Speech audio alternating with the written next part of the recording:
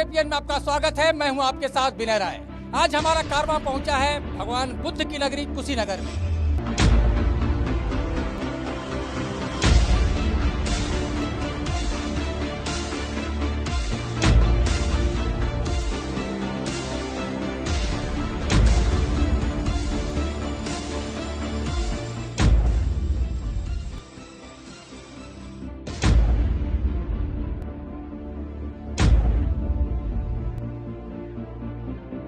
यहाँ पर हम हाजिर हैं आपके बीच में ये एक सवाल लेकर कि आखिरकार 2017 में किसकी सरकार बनेगी, यानी अब की बार किसकी सरकार कुशीनगर से।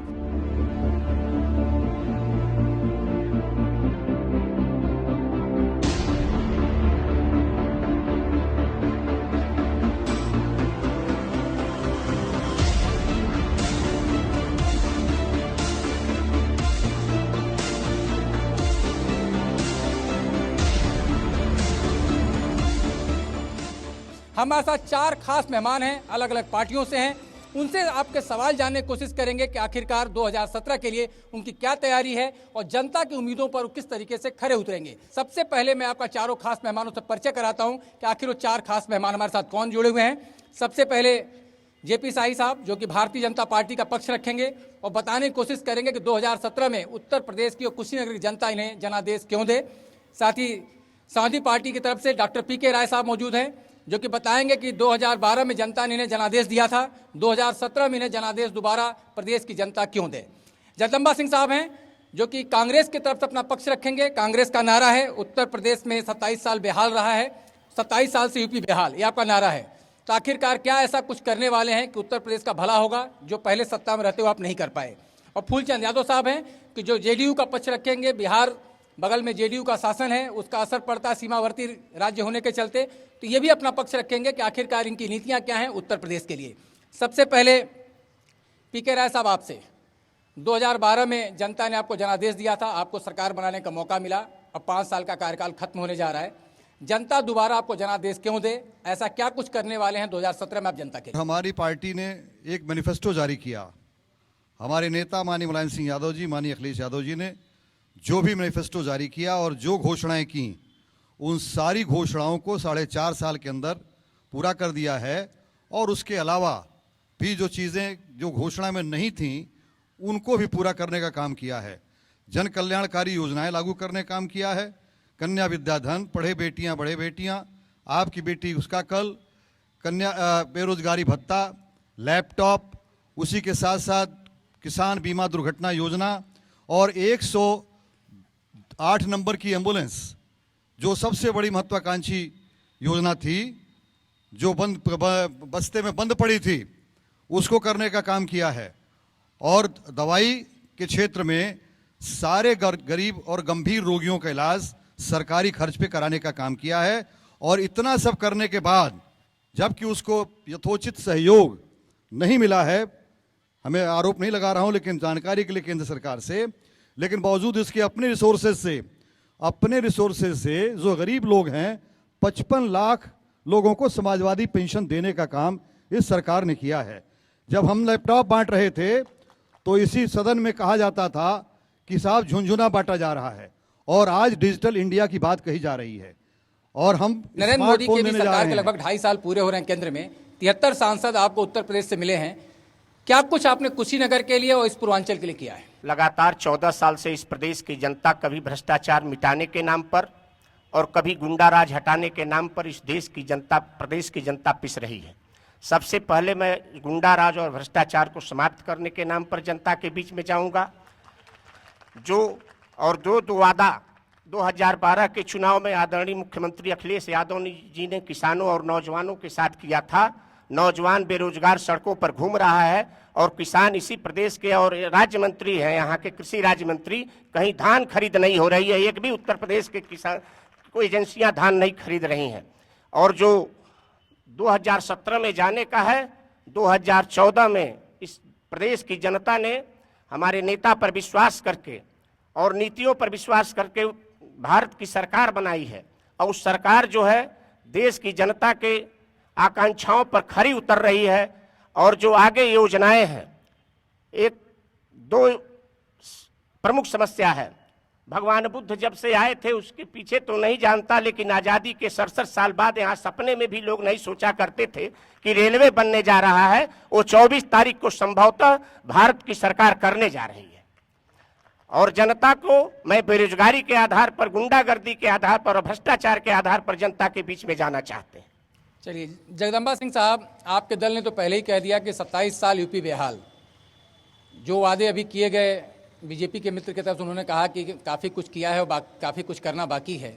और सपा की तरफ से कहा गया जो मैनिफेस्टो होता है उसको उन्होंने अपने पार्टी का संविधान समझते हुए जो जनता से वादा किया तो वो तो पूरा किया ही किया। कुछ ऐसे वादे जो नहीं किए गए तो उसको भी उन्होंने पूरा किया। उस वादे के साथ वो जनता के बीच में जाना चाहते हैं। आपको क्या लगता है कि कांग्रेस ऐसा क्या कुछ करने वाली है, और जो विरोधी हैं, चाहे आपके कांग्रेस के सपा के मित्रों या भाजपा के, उनके दावों में कितनी सच्चाई है?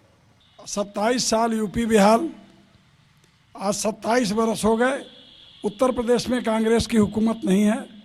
कांग्रेस की हुकूमत जब थी, आज आप यहाँ देख रहे हैं जितनी बिल्डिंगें दिखाई दे रही हैं, ये चमकीले जितने विद्यालय दिखाई दे रहे हैं, ये भारत सरकार के, जब उत्तर प्रदेश में भारतवर्ष में सरकार थी कांग्रेस की, उसके ज़माने की बनी हुई हैं। ये सारी झोपड़ियाँ गांव-गांव, हमारे पीके राय साहब हैं, इनके क्षेत्र की सारी झोपड़ियाँ जल जाती थीं और गांव-गांव आग लग जाते थे। लेकिन कांग्रेस हुकूमत ने इतना ज़्यादा धन दिया कि सबकी झोपड़ियाँ महल बन गए। आज आग नहीं लगती है, घर नहीं जलते हैं। आज जिस रेलवे और जिस वो हवाई जहाज़, सुई से लेके हवाई जहाज़ तक बनाने का काम कांग्रेस हुकूमत ने किया। आज बड़ी बड़ी जो परियोजनाएं हैं खाद्यान्न के संबंध में कांग्रेस ने किया, अभी शिक्षा के क्षेत्र में किया, रोजगार गारंटी योजना चलाया, ये ग्रामीणों का जो रोजगार योजना है उसको चलाया, हर स्वास्थ्य के क्षेत्र में काम किया। सारे काम जो है कांग्रेस ने किया। और इन 27 वर्षों में जो कह रहे हैं यूपी 27 वर्ष यूपी बेहाल, इसमें 27 वर्षों से कांग्रेस नहीं है। तो आपके इस कुशीनगर जनपद की और देवरिया की 14 मिलें थीं, ये इन्हीं 27 वर्षों में खत्म हो गई। एक बात साफ है कि जब जनता के बीच में नेता चुनाव के दौरान होते हैं तो वादे कुछ होते हैं और सरकार में आने के बाद वादे कुछ और हो जाते हैं। फूलचंद जी, आपकी सरकार है बगल के राज्य बिहार में, और गठबंधन से कई बार आप उत्तर प्रदेश में चुनाव भी लड़ते हैं। तो अगर परिस्थितियां बनती हैं और यहाँ से आप चुनाव मैदान में उतरते हैं, तो बिहार में तो गठबंधन है कांग्रेस के साथ आपका, यहाँ भी तस्वीर कोई साफ नहीं हो पाई है। प्राथमिकता क्या होगी? गठबंधन की जो बात आ रही है महागठबंधन को लेकर, क्या आप सपा के साथ कांग्रेस के साथ मिलकर कोई महागठबंधन बनाने की तैयारी करेंगे? और अगर गठबंधन नहीं बनता है तो 2017 में आप कैसे चुनाव मैदान में जाएंगे? महागठबंधन या गठबंधन कह लीजिए, आने वाली सरकार गठबंधन की होगी। इस समय संक्रमण काल राजनीति का चल रहा है और मैं अपनी पूज्य जनता और यहाँ के लोगों से निवेदन करना चाहता हूँ कि आप उत्तर प्रदेश की राजनीति में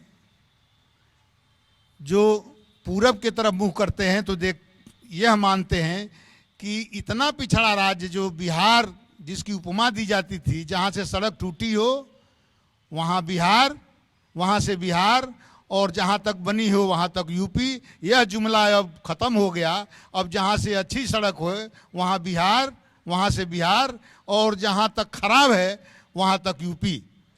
माननीय राज्य मंत्री का दर्जा प्राप्त राज साहब बैठे हुए हैं।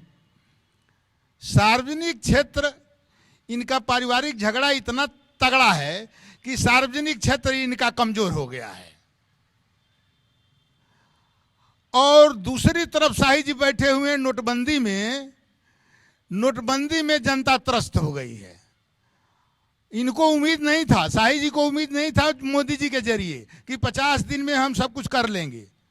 आने वाला दिन हमारा, हम चुनाव मैदान में आएंगे गठबंधन के जरिए।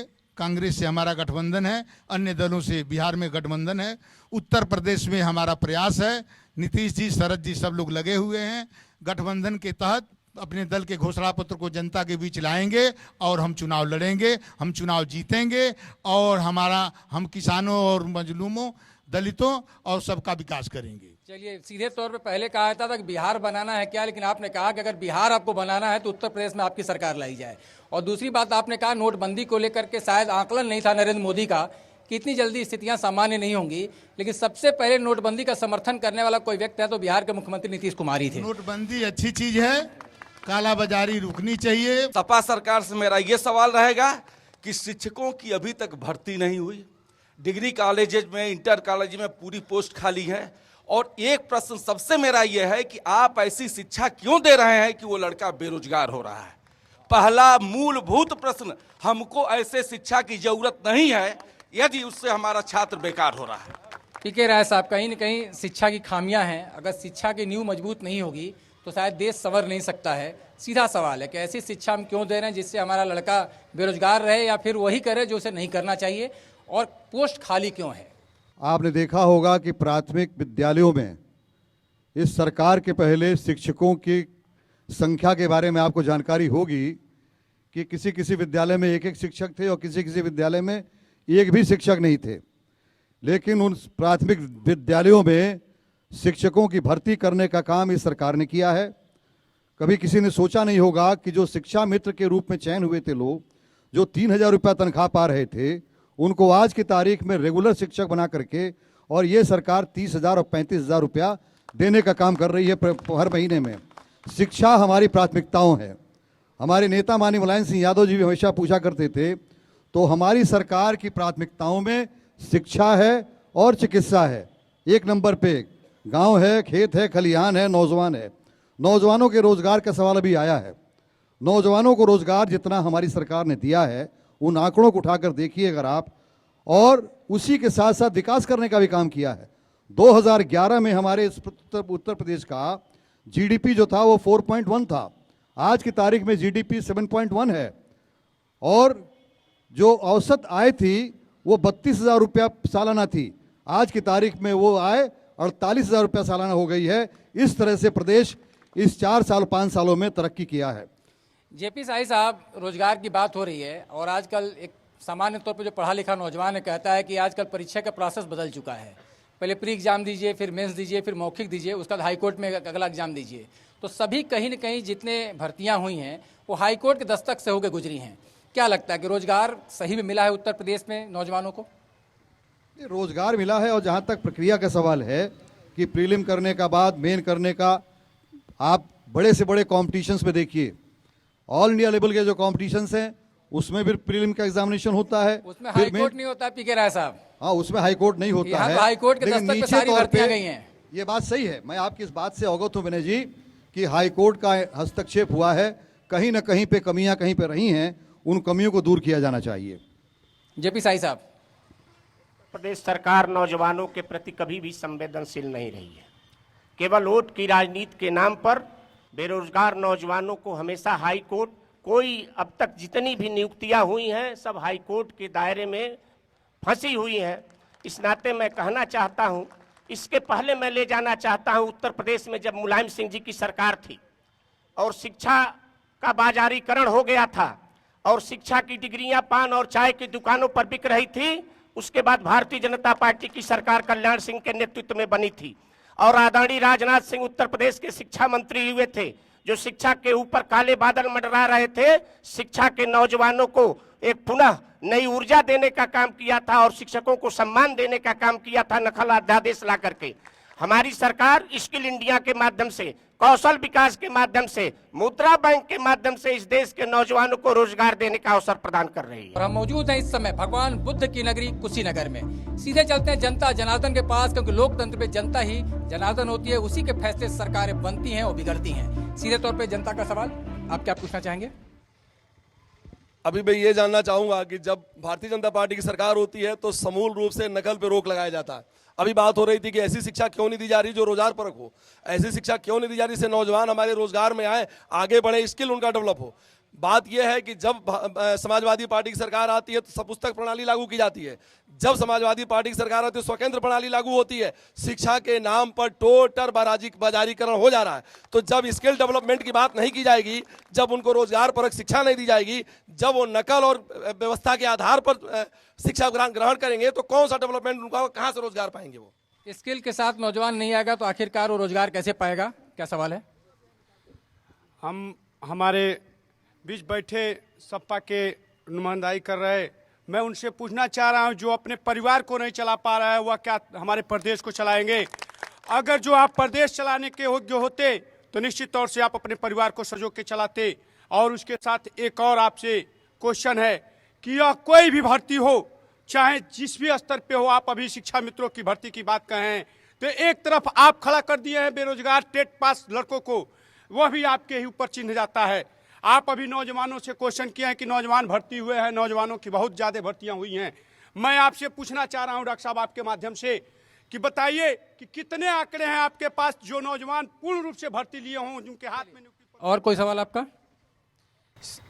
श्रीमान जी, मैं कहना चाहता हूं जो सपा के नुमाइंदे कर रहे हैं मंच पर बैठे, उनसे निवेदन करना चाहता हूं कि भारत वर्ष में जितने भी प्रदेश हैं, ऐसा मैंने पहली बार मुख्यमंत्री देखा जिसके घर परिवार में 22 लाल बत्ती घूमता हो और 22 मंत्रालय उनके घर में घूमता हो। ये हमें जनता को सवाल का जवाब चाहिए। दूसरा मेरा यह सवाल है, कांग्रेस के जो हम कर रहे हैं माननीय जगदम्बा सिंह जी, आपका नारा है 27 वर्ष बेहाल, 60 वर्षों में बेहाल आपने किया देश के जनता के साथ, तो यूपी में कहाँ आने की बात? पार्टी के अंदर या परिवार के अंदर सवाल जिस तरीके से हुआ कि सभी लोग लाल बत्ती से नवाजे गए, जनता वहीं की वहीं रह गई, परिवार में लाल बत्तियों का मेला लग गया।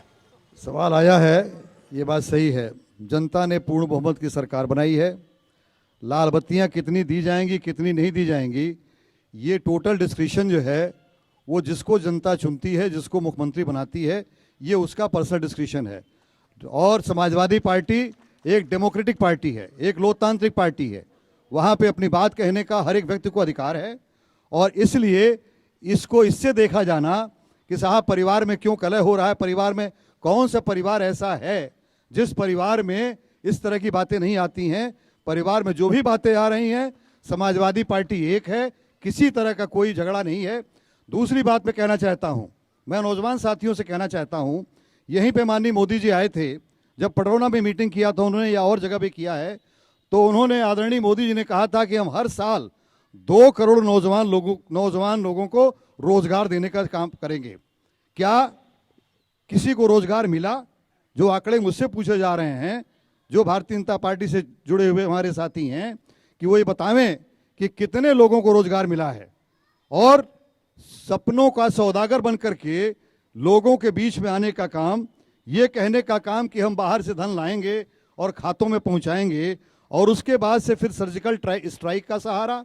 और आज की तारीख में नोटबंदी की जो बात चल रही है, नोटबंदी की चर्चा, मैंने विनय जी आपसे पहले ही कहा कि नोटबंदी की चर्चा बेहतर होती कि जहां पे बैंकों में बड़ी बड़ी लाइनें लगी हुई हैं, जिसमें खड़े हुए लोग सारे गरीब लोग हैं, जिनके शरीर के ऊपर बहुत कायदे का कपड़ा भी नहीं है, उनके बीच में जाकर के नोटबंदी के बारे में चर्चा की जाती कि गरीबों का कितना भला इससे हो जा रहा है, तो बेहतर होता। जाहिर सी बात है, काला धन निकलना चाहिए, लेकिन बिना तैयारी के, बिना किसी तैयारी के और बिना उसका इंतजाम किए हुए ही एक प्रक्रिया लागू की गई है। इस वजह से जनता परेशान है, दवाई के लिए परेशान हैं लोग, खेती के लिए उनको जो है खाद नहीं मिल पा रही है, शादियों में लोग परेशान रहे हैं, पूरी तरह से जनता सड़क पे खड़ी है, लाइन में खड़ी है, और माननीय मोदी जी हवाई यात्रा कर रहे हैं। चलिए, मैं सीधे तौर पे कहना है कि नोटबंदी का तो सभी स्वागत करते हैं कि काला धन देश से बाहर आना चाहिए। तैयारियां अधूरी थी, जिसके चलते आम आदमी परेशान है। जनता को भी लगा था कि शायद हार्ट अटैक होगा बड़े बड़े लोगों का, लेकिन बीमार होकर के लाइनों में लग करके आम आदमी मर रहा है। जगदम्बा सिंह साहब, एक सवाल आपके लिए भी था यहाँ से कि आपने नारा दिया 27 साल यूपी बेहाल, ऐसी क्या मजबूरी आ गई कि खाट बिछाने से पहले ही खटिया आपको उठानी पड़ रही है गठबंधन के आस में? आपका सवाल वाजिब है। ये कुछ लोगों द्वारा ये उठाया गया है, शायद इसमें से कोई ऐसा व्यक्ति नहीं हो जो बता दे कि कांग्रेस पार्टी का राष्ट्रीय नेता या प्रांत का कोई नेता किसी गठबंधन की बात किया हो। कोई बता दे कि किस नेता ने किया है। ये कुछ लोग राजनीतिक लाभ लेने के लिए, सियासी चाल चलने के लिए, कांग्रेस की बढ़ती हुई बागडोर को धीमा करने के लिए कुछ लोग अपनी मोनोपोली कर रहे हैं। सवाल की शुरुआत मैं दुष्यंत के नज्म से करता हूं कि एक जगह हो तो कहीं दर्द इधर होता है। पहले तो सिर से सीने में कभी, पेट से पाँवों में कभी, एक दर्द नहीं है। मैं माननीय डॉक्टर साहब से, अपने छात्र जीवन के सहयोगी से ये सवाल करता हूं कि अब तक तो शिक्षा, नोटबंदी, तमाम बड़े बड़े ऊंचे सवाल उठाए गए। डॉक्टर साहब, हम छोटे लोग हैं और कृषि प्रधान जिले में रहते हैं और जीवन यापन, मरना जीना कृषि से होता है। उसी पर हम आपसे एक सवाल करना चाहेंगे और आप भी कृषि के अच्छे पक्षधर हैं।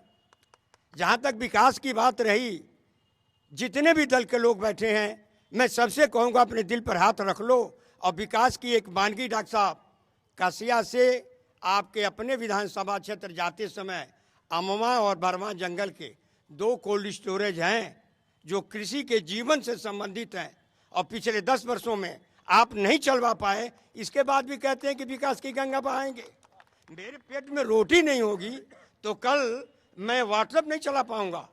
व्हाट्सएप चलाने के लिए पेट में रोटी होनी चाहिए और रोटी की इंतजाम आप करने में असफल रहे हैं और फिर भी विकास की बात कर रहे हैं। मैं चाहूँगा कि मेरे पीके राय साहब ऐसे भी शिक्षक भी हैं और राजनीतिक ताल्लुक भी है, लेकिन उन्होंने सवाल उठाया है उसके बारे में, कोल्ड स्टोरेज नहीं चल सका। तो अगर कोल्ड स्टोरेज नहीं चलेगा तो किसान का आलू कहाँ जाएगा, उसका प्याज कहाँ जाएगा, किस तरीके से अपने उपज को सुरक्षित कर पाएगा। ये बातें संज्ञान में नेतृत्व के लाई जाएंगी। किसानों की पक्षधर सरकार है। आप देखिए, बसपा की सरकार थी, कितनी लाठियां चलती थी और लाइन लगती थी। खाद और बीज की किल्लत कभी भी उस समाजवादी पार्टी की सरकार में पिछले 5 वर्षों में बिल्कुल नहीं हुई है। उस जमाने में खाद की तस्करी हुआ करती थी, खाद केंद्र सरकार देती थी, बावजूद इसके वो खाद किसानों तक नहीं पहुंच पाती थी। इसलिए हमारी सरकार किसानों की पक्षधर है, गन्ना किसानों की पक्षधर है। ऐसी भी हुकूमतें बनी हैं जिन्होंने कहा है कि हमारे लोग गन्ना नहीं बोते हैं, इसलिए हम सदन में गन्ना के बारे में कोई चर्चा नहीं करेंगे।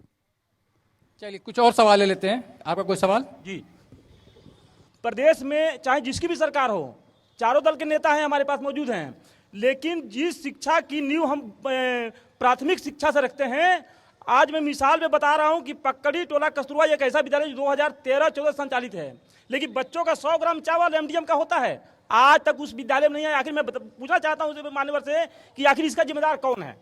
चलिए, आपका कोई सवाल? हाँ, मैं माननीय राय साहब से एक सवाल करना चाहूँगी कि जैसा कि यहाँ पर बातें हो रही हैं शिक्षकों की और अध्यापकों की, अभी आपने कहा लाठीचार्ज की बात, आप सभी पेंशन पाते हैं, तो क्या हम पेंशन के अधिकारी नहीं हैं? हमारी पेंशन क्यों बंद कर दी गई? और जब अध्यापकों ने पेंशन के लिए धरना किया तो लाठीचार्ज कराई गई। दूसरा, आप कह रहे हैं हमने नियुक्तियाँ कराई। 2007 और 8 के विशिष्ट बीटीसी अध्यापक आज भी ट्रेनिंग करके और टेट पास करके बैठे हैं।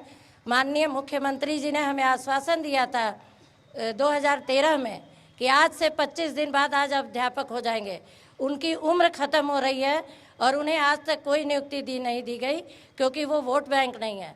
25 दिन का वादा किया गया था, 3 साल पूरे हो गए, अभी तक वादा पूरा नहीं किया मुख्यमंत्री ने। आपका कोई सवाल? मेरा सवाल है सभी पार्टी के बड़े नेताओं से कि 1 अप्रैल 2005 के बाद अगर सभी शिक्षक कर्मचारी अधिकारियों की पेंशन व्यवस्था खत्म कर दी गई तो सभी सांसद, उसके बाद नियुक्त सभी सांसद विधायकों का पेंशन खत्म क्यों नहीं किया गया?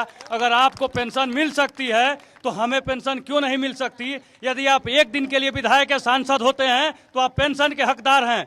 अगर हम जीवन भर नौकरी, अगर शिक्षक का पेंशन अगर आप खत्म कर देते हैं तो अपना पेंशन क्यों रखते हैं? अपना उच्च मानदंड आप लोग खुद स्थापित क्यों नहीं करते हैं कि पहले खुद त्यागी बने, तब कम से कम जनता से आप त्याग लें?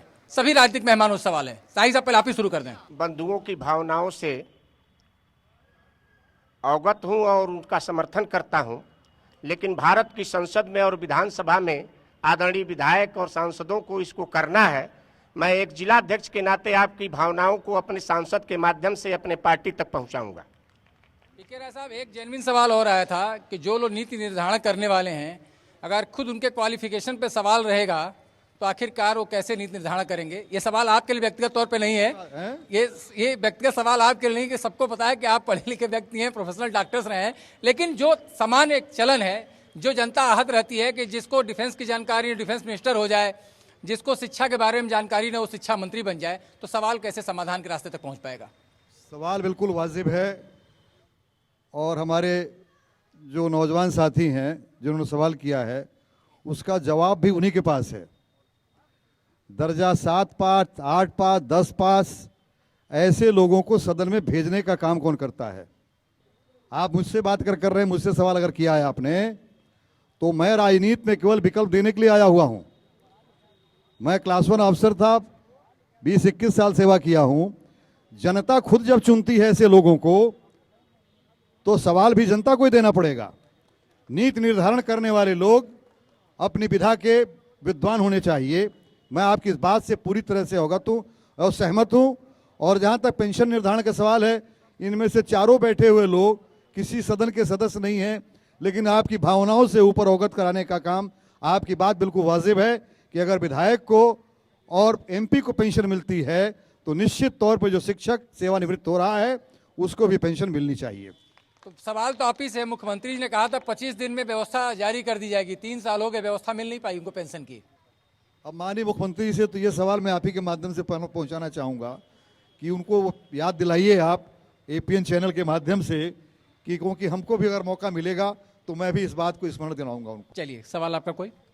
अभी 2012 की जो चुनाव हुए और समाजवादी पार्टी ने, सरकार ने जब उस समय नहीं थी, तो उन्होंने कहा था कि किसानों के हम 400 रुपये कुंटल गन्ना का भाव देंगे और मुझे विजयी बनावें। और इस कुशीनगर जनपद में बसपा की सरकार ने निगम की सभी चीनी मिलें बंद कर दी, यहाँ तक कि उत्तर प्रदेश की निगम की 2500 चीनें बंद कर दी। और आपकी सरकार ने, आपके माननीय मुलायम सिंह ने कहा था कि जब मेरी सरकार आएगी तो 400 रुपये कुंटल का भाव देंगे, लेकिन आज तक 5 साल बीत गया, अब तक आपने 300 रुपया तक नहीं दिया और कोई चीनी मिल नहीं चलवाया। पीके राय साहब, सीधे तो सवाल है क्योंकि आप भी इसी मिट्टी से हैं, इस इलाके को गन्ने की खेती के लिए नहीं बल्कि गन्ने के जंगल के नाम से जाना जाता है।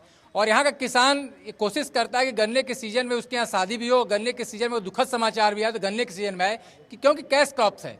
ऐसी स्थिति में अगर फैक्ट्रियाँ बंद हुई हैं और सरकार आने से पहले आपने वादा किया था कि फैक्ट्रियाँ शुरू कराएंगे, गन्ने का उचित मूल्य देंगे, तो वादा खिलाफी का आरोप आप पे क्यों लग रहा है? मेरा ये मानना है कि माननीय मुलायम सिंह यादव जी या समाजवादी पार्टी की सरकार ने जितना गन्ने का दाम बढ़ाने का काम किया है, पीछे अगर पलट के देखिए तो उतना गन्ने का दाम बढ़ाने का काम किसी और सरकार ने नहीं किया है। जहां तक सवाल फैक्ट्रियों का है, जहां तक सवाल गन्ने का दाम बढ़ाने का है, जाहिर सी बात है कि गन्ना किसान और मिल दोनों एक दूसरे के ऊपर निर्भर करता है। गन्ना किसान और फैक्ट्री दोनों का हित संवर्धन किए बगैर उसका समाधान नहीं किया जा सकता। अगर केंद्र की सरकार बाहर से चीनी आयात कराएगी, पाकिस्तान से और ब्राज़ील से चीनी आयात कराएगी, तो जाहिर सी बात है कि चीनी का दाम नहीं बढ़ेगा। और चीनी का दाम जब नहीं बढ़ेगा तो गन्ने का दाम चाहे कोई सरकार हो वो दाम नहीं बढ़ा पाएगी। इसलिए ये सवाल केंद्र सरकार के खाते में है। चलिए, सीधे तौर पे सवाल यही है कि जनता सवाल पूछेगी, सरकार गोल मटोल जवाब देगी और अंत में जनता ही पिसती रहेगी। चाहे वो राज्य सरकार की बात रही हो कि आखिर समर्थन मूल्य क्यों नहीं बढ़ पा रहा है, तो उसका भी आपके पास जवाब है। और नरेंद्र मोदी जी ने अगर पटौना की चीनी मिल शुरू नहीं कराई तो उनके पास भी कोई जवाब। कुशीनगर की जो जनता है उसके मन में ढेर सारे सवाल हैं और खास तौर से शिक्षा और किसानों को लेकर के। हम चलते हैं अगले क्रम में, कुछ और लोग हमारे साथ जुड़े हुए हैं, पूछना चाहते हैं। क्या सवाल है आपके मन में? इस देश में 69 साल में 57 वर्ष केंद्र में कांग्रेस की सरकार रही है, 69 वर्ष में 39 वर्ष उत्तर प्रदेश में सरकार रही है। आपका योगदान क्या रहा है? तीसरा सवाल पीके राय जी से है कि अगर आप पढ़े लिखे योग्य व्यक्ति हैं तो चिकित्सा मंत्री आपको ही क्यों नहीं बना दिया गया? पिछले 10-12 वर्षों से कस्तूरबा गांधी संचालित है बालिका पढ़ाओ।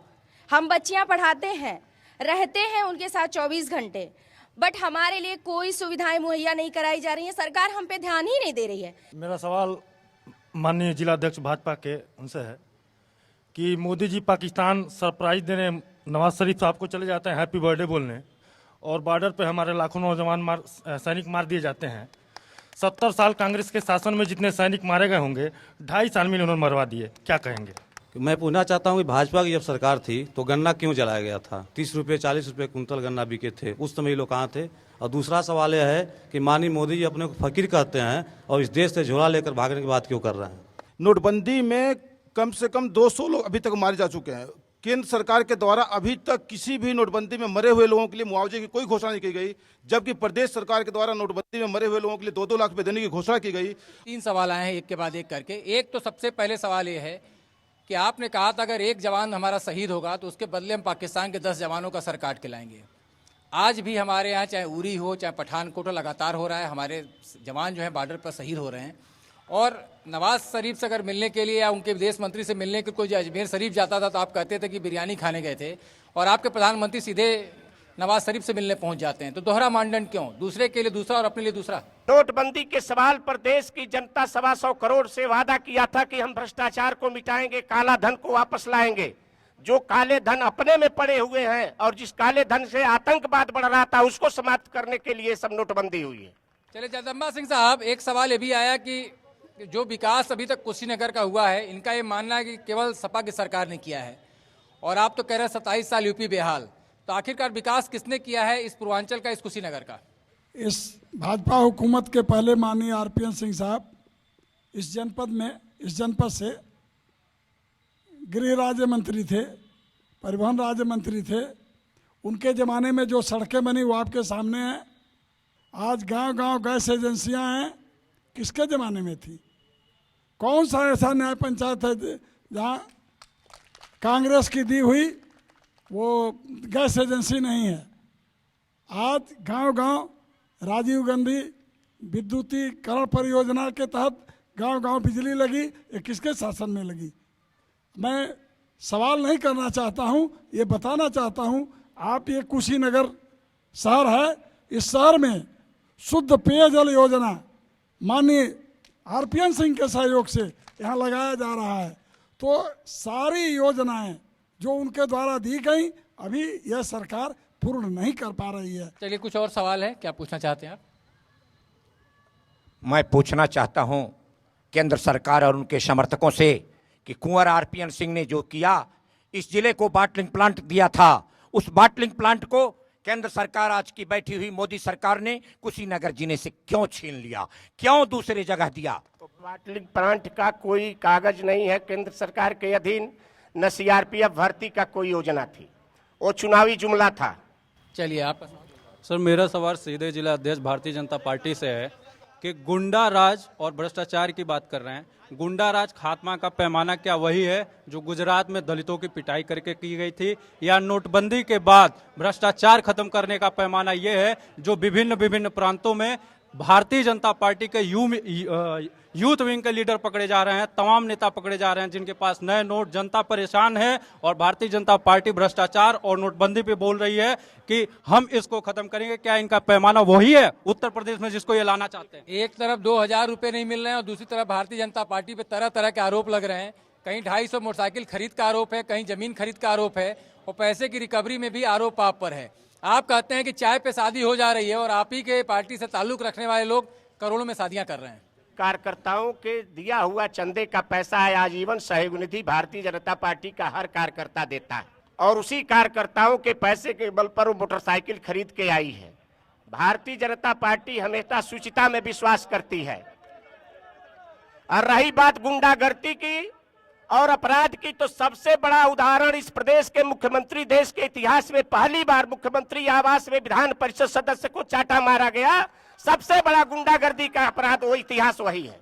लोकसभा चुनाव में आपके और हमारे प्रधानमंत्री महोदय जी आए थे पडौना में, उन्होंने ये अपने शब्द से बोले हैं, चुनाव का जो है उस चुनाव का देख भी लें आप, कि सीना ठोक के मैं 56 इंच का सीना ठोक के कह रहा हूं कि शुगर फैक्ट्री में चलाऊंगा, आपने क्यों नहीं चली है बताएं। आपका कोई सवाल?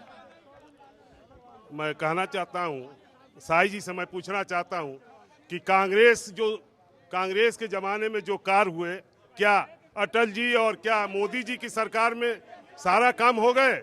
जो कांग्रेस ने काम किया उसी का उद्घाटन मोदी जी ने किया। वही काम किए हैं जो कांग्रेस ने किया था। काला धन को रोक लगाने के लिए जो इनकी सरकार ने काम किया है, आज बैंक के बाहर देखिए तो हम भी इनके समर्थन में उतर जाते। अगर वहाँ पे पूंजीपति खड़े होते, वहाँ पे ब्लैक मनी वाले खड़े होते, आम जनता पिस रही है। एक तरफ आपकी सरकार बोलती है कि आपने चोरी का पैसा रखा हो, किसी भी चीज का पैसा रखा हो, उसका 50% आप एक नंबर में ले लो, 50% सरकार का। विदेशों से काला धन लाने की बजाय मोदी जी देश की जो गाड़ी कमाई, जो घरों में महिलाओं के पैसे हैं, जो बाकी लोगों ने अपने विशेष परिस्थिति के लिए पैसे घर में रखे हैं, उस पैसे को भी अपने पास मंगा लिया और सैकड़ों संख्या में मौतें हो गई। इसके जिम्मेदार कौन है? सबसे बड़ी बात आ रही है दो चीज। सीआरपीएफ सेंटर का भी सवाल आ रहा है कि सीआरपीएफ सेंटर की बात कही गई थी इसी कुशीनगर में, और जिस चीनी मिल की बात कही गई थी उन्होंने सीना ठोक ये तो नहीं कहा था कि हम शुरू करा देंगे। उन्होंने ये जरूर कहा था कि एक मंत्री जो कि इस पडरौना से ताल्लुक रखता हो, गांधी परिवार का इतना करीबी है। अब जनता ये सवाल पूछ रही है कि जिस व्यक्ति ने 2014 में कटाक्ष उस मंत्री पे किया था वो प्रधानमंत्री बन गया, तो अगर देश का प्रधानमंत्री एक कुशीनगर चीनी मिल दे नहीं सकता तो प्रधानमंत्री क्यों है? विनय जी, चीनी मिल के सारे काम पूरे हो चुके हैं। जिस आशा विश्वास के साथ इस जनपद की जनता ने भारत की संसद में आदरणीय राजेश पांडे को पहुंचाया था, और भारत के प्रधानमंत्री नरेंद्र मोदी हैं, 2019 तक विश्वास रखिए चीनी मिल भी चलेगी और रेलवे भी चलेगा। ठीक है राय साहब, मैं आपसे सीधे सवाल पूछ रहा हूं कि अभी इन्होंने कहा कि जो वादा किया गया था उसको जल्दी निभाया जाएगा और चीनी मिल जल्दी शुरू होगी, लेकिन कहीं न कहीं वो वादा खिलाफी हुई है और मिल शुरू नहीं हो पाई, और ये कह रहे अब जल्दी शुरू हो जाएगी। तो क्या आपको उम्मीद है कि जो रेल की लाइन बिछनी है कुशीनगर से गोरखपुर तक वो काम हो जाएगा? जो चीनी मिल बंद है पडरौना की सालों से वो शुरू हो जाएगी, उम्मीद है आपको?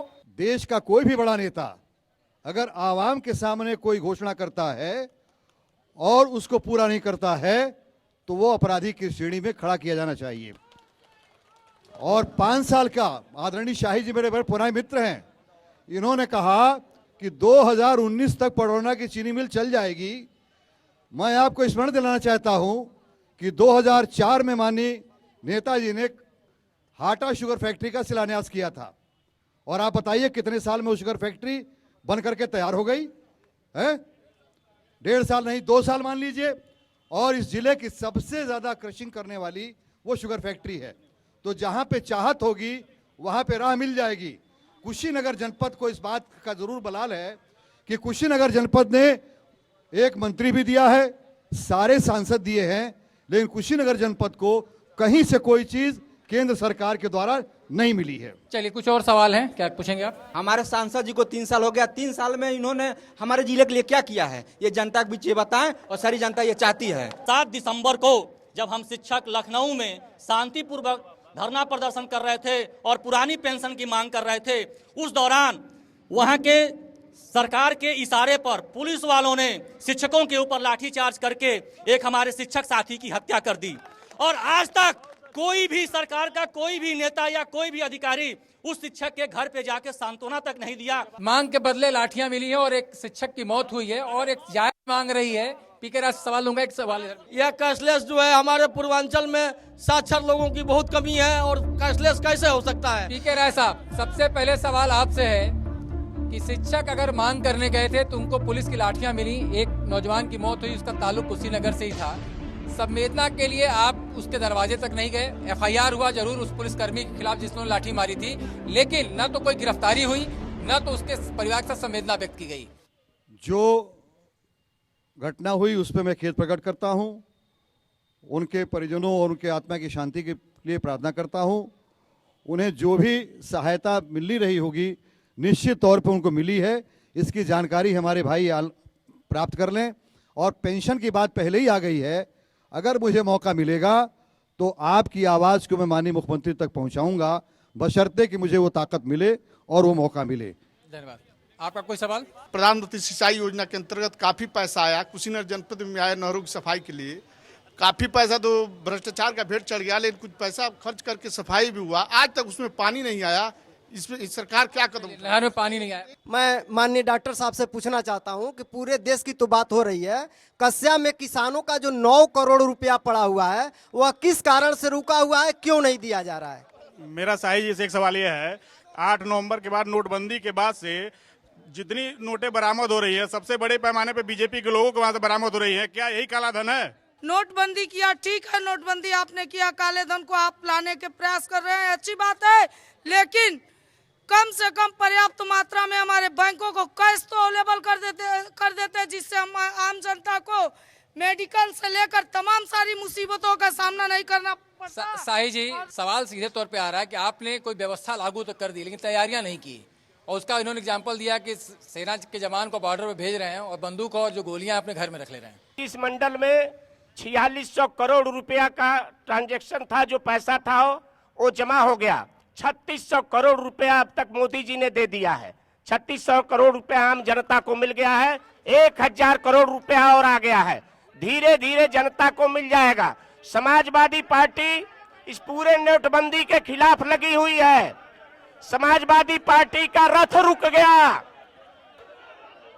जो आप बात कर रहे हैं जनता को उस पर यकीन नहीं है और जनता कह रही है आप झूठ बोल रहे हैं। पीके राय साहब, सवाल आपके लिए भी था कि नहरें तो साफ हो गई लेकिन नहरों में पानी नहीं आ पाया, तो आखिरकार जो अधिकारी हैं सफाई तो करा लिए क्योंकि ठेके का मसला था, पानी से सीधे किसान को मिलना है, तो पानी कब तक पहुंचेगा?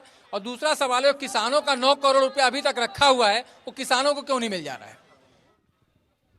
देखिए, जहां तक नहरों की सफाई का सवाल है, मैं भी 20-22 साल से सिवरही में सक्रिय राजनीति में सक्रिय हूं और मुख्य पश्चिमी गंडक कैनाल वहीं से गुजरती है। जितने भारी पैमाने पर सफाई वहां हुई है उतने भारी पैमाने पर सफाई आज के पहले कभी नहीं हुई है। आदरणीय मोदी जी आए थे यहाँ पे और मैंने उनके भाषण में सुना, उन्होंने कहा कि नहरों की सफाई नहीं हुई और मनरेगा के पैसे से हमने कहा प्रदेश सरकार से कि सफाई कराइए। मैंने आंखों के सामने धूल झोंकने काम हुआ। आप खुद जाकर के देखिए, पहाड़ खड़ा हो गया है नहरों के सामने जो सिल्ट की सफाई हुई है और टेल तक पानी पहुंचाने का काम। दूसरा निर्णय जो इस सरकार ने किया है वो निर्णय हमारे ही पहल पर किया है कि नहरों में टेल की तरफ से सफाई की जाए जिससे कि पानी किसानों के खेतों के आखिरी छोर तक पहुंच सके। अब रहा सवाल 9 करोड़ रुपया यहाँ का, उसके बारे में मुझे कोई संज्ञान नहीं है। यहाँ पे माननीय मंत्री माननीय ब्रह्माशंकर त्रिपाठी जी हैं, आपके नुमाइंदा हैं, वो आपको उनसे मिल करके उनसे सवाल करना चाहिए। चलिए, सवाल क्या आपका? सर, मेरा एक सवाल है कि जहां भी भाजपा की सरकार है वहीं पे सबसे ज्यादा और या उनके संबंधित जो भी पार्टनरशिप हैं उन्हीं से वहीं पे सबसे ज्यादा काले धन पकड़े जा रहे हैं। उत्तर प्रदेश में इससे ज्यादा कोई नहीं पकड़ा जा रहा है। सर, जब से काले धन पर लेकर आप लोगों ने सर्जिकल स्ट्राइक किया, बंद किया 500,000 के नोट, ज्यादातर जो रिकवरियां हुई हैं कहीं न कहीं आपके राज्य में, और सवाल भी जो खड़े हुए हैं आपके दल के नेताओं के ऊपर, क्यों? काले धन के सवाल पर हमारी पार्टी पूरी तरह दिग्भ्रमित नहीं है। चाहे अपना हो पराया हो, जो काला धन रखेगा वो पकड़ा जाएगा। आपका क्या सवाल था? मेरा सवाल जेपी साई जी से है। यहाँ के सांसद महोदय गोपालगढ़ को आदर्श ग्राम में चयनित करते हैं, लेकिन आदर्श ग्राम का क्या हाल है जरा आप जान लीजिए। और दूसरा वित्तीय वर्ष स्टार्ट हो गया, अभी तक उन्होंने आदर्श ग्राम में कोई गांव चयनित नहीं किया। केवल प्रदेश नेतृत्व, राष्ट्रीय नेतृत्व की बात होती है, स्थानीय कोई मुद्दे की बात नहीं होती। क्या वजह है जेपी साई जी? चलिए, एक सवाल और ले लेते हैं यहाँ से। मैं डॉक्टर पीके राय सर से पूछना चाहता हूं कि आखिर बताया गया था, डॉक्टर मोहम्मद हसन ने कहा था कि शिक्षक का बेटा जो है पानी नहीं पिलाएगा, टेबलों पर पानी नहीं पिलाएगा। मैं 4 सालों से भुक्तभोगी हूँ, 4 सालों से विभाग में दौड़ रहा हूँ, मैं बीएड टेट पास हूँ, उसके बावजूद भी कोई बार बार जाने पर आश्वासन मिलता है लेकिन कुछ जियो आता नहीं है, कोई अमली जमा पहनाया नहीं जाता। आखिर कब? हमसे कहे थे अहमद हसन साहब कि आप आइए, सर एक मिनट, हमसे कहे थे अहमद हसन साहब कि आप आइए और ऐसा है अगली बार जब आपको आना होगा तो मिठाई लेकर आना है, आपका जियो जारी हो जाएगा। कब जियो जारी होगा? इस चुनाव बाद। ये मिठाई लेकर इंतजार कर रहे हैं लेकिन अहमद हसन साहब का वादा पूरा नहीं हुआ है। सर, मैं MA BEd टेट हूँ जो है, और हम लोग सर बेरोजगार हैं। आज 10 लाख से ऊपर जो है BEd टेट उत्तर प्रदेश में बेरोजगार हैं, तो क्या प्रदेश सरकार उसके लिए क्या काम कर रही है? उनको कैसे रोजगार देगी? ये तो पहला सवाल है सर। दूसरा सवाल है कि लोग जो है कि विरोधी पार्टी वाले हैं कि जो कह रहे हैं कि नोटबंदी फैसला गलत है और 200 लोग लाइन में लगने से मर गए। तो सर, हम एक क्वेश्चन करना चाहते हैं कि क्या जो आज भारत में 22 करोड़ परिवार जो भूखों सोता है रात को, क्या उसके लिए चिंता किसी राजनीतिक पार्टी ने कभी बात की है?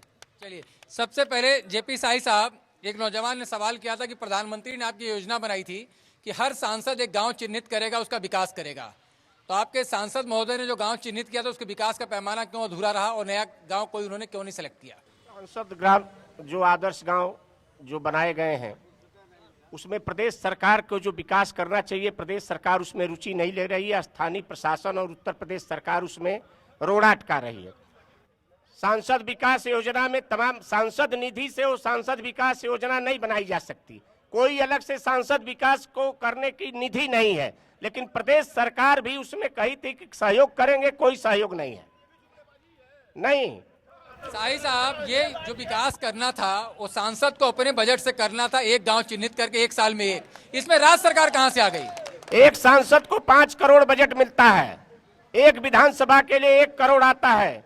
शेष पैसा जो बचता है सांसद जी उसको दिए हैं। हमारे नौजवान साथी हमारे परिचित हैं, जो भी आगे योजनाएं हैं, अभी सुनिए, सभी बिजली लगने जा रही है, हैंडपंप दिए गए हैं, जो बाकी है सब काम होगा। चलिए तुम्हारा सवाल का भैया। सर, मैं शाही जी से पूछना चाहता हूं कि इन लोगों के कहने पे हम लोग मोदी सरकार को वोट दिए, मोदी सरकार को वोट दिए, लोग कहे कि अच्छे दिन आएंगे। क्या यही अच्छे दिन है कि हम लोगों के खेत में खाद नहीं पड़ पा रहा है, हम लोगों की खेती नहीं हो पा रही है, हम लोगों का न्योता हकारी छूट जा रहा है? क्या यही अच्छे दिन है? शाही जी, कहा जा रहा है कि अच्छे दिन का आपने वादा तो किया था, लेकिन जनता अच्छा दिन जो आने का सपना देखे बैठी थी, अच्छे दिन देख नहीं पा रही है। मैंने इस जनता के खाद की अभी बात आई है, खाद कारखाना बंद पड़ा था कांग्रेस की सरकार के समय में, खाद के कारखाना को चलाया। पूर्वांचल की सबसे जल जनित बीमारी मस्तिष्क ज्वर, शाही साहब, आपने कहा था 60 साल बनाम 60 महीना, आपका नारा था 60 साल बनाम 60 महीना, तो 30 साल तो हो गए, क्योंकि आपने आधा साल 2.5 साल पूरा कर लिया। तो किस स्पीड से चलेंगे कि कारखाना बन जाए, कम से कम चीनी मिल शुरू हो जाए? रफ्तार क्या होगी आपकी? जनता ने जनादेश 2019 तक दिया है, थोड़ा धैर्य रखे जनता। जिस विश्वास के आधार पर आपने प्रधानमंत्री बनाया है, सारा काम जनता का होगा, कोई बचेगा नहीं। जगदम्बा सिंह साहब, अब जो बात आ रही निकल के, अब सीधे 2019 की बात कही जा रही है, और कुछ घोषणाएं तो ऐसी की गई हैं जो 2021 और 22 के लिए कर दी गई हैं। तो अब आप इंतजार अगर जल्दी चाहते हैं तो कम से कम निराश रहिए, ये 2019 और 2022 से पहले कुछ होने वाला नहीं है, ऐसा कम से कम बीजेपी के नेता का कहना है। आज यह पूरा देश जुमलेबाजी से चलाया जा रहा है, और यह जुमलाबाजी देश का आम नागरिक नहीं कर रहा है, देश का प्रधानमंत्री देश के नागरिकों से झूठे वादे करके कर रहा है। और ये झूठे वादों के भरोसे आज यह करेंगे, कल वह करेंगे, आज इसको छोड़ रहे हैं, कल उसको छोड़ रहे हैं। कल नोटबंदी पर ले आए, भारत जो विदेशों से काला धन आना था नहीं आया, शिक्षा के क्षेत्र में विकास नहीं हुआ, देश का स्वास्थ्य के क्षेत्र में विकास नहीं हुआ। अब जहाँ जहाँ से एक जुमलेबाजी कि कल रेलवे लाइन बन जाएगी तो परसों ये हो जाएगा, इस तरह की जो जुमलेबाजी प्रधानमंत्री कर रहे हैं, देश के जनता को धोखा दे करके केवल वोट बिटोरने का काम कर रहे हैं। ठीक है साहब, जो सवाल निकल कर आ रहा है सामने, अभी खुद शाही जी ने कह दिया कि अभी तो 2.5 साल ही हुआ है, 2019 तक जनता ने जनादेश दिया है। तो क्या ये माना जाए कि सीधे अब हमको जनता को 2019 में ही जवाब देना है कि उसे क्या मिला, क्या खोया, क्या पाया? नहीं, ये तो मेरा मानना है कि सीधे सीधे वादा खिलाफी है, और जनता को हम कब तक ठगते रहेंगे और उसकी आंख के ऊपर कब तक पर्दा डालते रहेंगे? सपनों के सौदागर बन करके कब तक उनको हम भ्रम में डालते रहेंगे? फूलचंद जी, आपको मालूम है उत्तर प्रदेश की सियासी जमीन में आपकी उतनी पकड़ मजबूत नहीं है, आपके दल की उतनी मजबूत पकड़ नहीं है, लेकिन जो बार बार सवाल निकल कर आ रहा है, कुशीनगर इसलिए मायने रखता है कि सिर्फ एक कुशीनगर जिला नहीं है, एक अंतर्राष्ट्रीय स्तर की ख्याति रखने वाला जिला है, क्योंकि भगवान बुद्ध से जुड़ा हुआ ये जगह है। उसके बावजूद अगर यहाँ के लोग जन सुविधाओं के अभाव में भटक रहे हैं, यहाँ पे जन सुविधाएं नहीं हैं, न एयरपोर्ट है, न रेलवे लाइन है, न उस तरह के संसाधन उपलब्ध हैं, तो इसके लिए जिम्मेदार आप किसको मानते हैं? यह अंतर्राष्ट्रीय जगह है, यहाँ इसका विकास होना चाहिए, आपसी मनमुटाव और दलगत भाव से हटके इसको करना चाहिए, और यह भाव आना चाहिए जिस जमीन पर हम जिस तरह से लड़ाई लड़ रहे हैं, यही लड़ाई बड़े नेताओं में। सवाल सीधे आपसे है कि आप कह रहे हैं 24 तारीख को शायद घोषणा हो जाए रेलवे लाइन की। मैते परियोजना का तो कई बार श्री गणेश होते होते रह गया, कई बार उसका भूमि पूजन हुआ। ये माना जाए कि सिर्फ चुनाव करीब आ गया तो हम सिर्फ घोषणाएं सुनेंगे, वादे सुनेंगे, और जैसे ही चुनाव खत्म हो जाएगा हम उस जिम्मेदारियों से किनारे हो जाएंगे? नहीं, 100% 24 तारीख को कुशीनगर रेल पथ से जोड़ दिया जाएगा। जोड़ दिया जाएगा, घोषणा होगा? घोषणा, जोड़ने की घोषणा, जोड़ने की घोषणा। जोड़ने की ही घोषणा होगी। और यह शिलान्यास नहीं है। शिलान्यास तो उत्तर प्रदेश के कालिदास मार्ग से चल के और यहाँ तक हो रहा है। यहाँ के राज्य मंत्री रोज शिलान्यास कर रहे हैं, कैबिनेट मंत्री रोज शिलान्यास कर रहे हैं। शिलान्यासों का दौर चल गया है। चलिए सीधे तौर पर जो जनता के सवाल थे उसको समझने की कोशिश की आप खास मेहमानों से। आपने जो वादे किए हैं जनता के सामने, जनता उसको परखेगी कि आखिरकार आपके दावे में कितना दम है और 2017 में किसे जनादेश देती है। तो आज अब की बार किसकी सरकार में खुशी नगर से बस इतना ही। हमें दी इजाजत, धन्यवाद।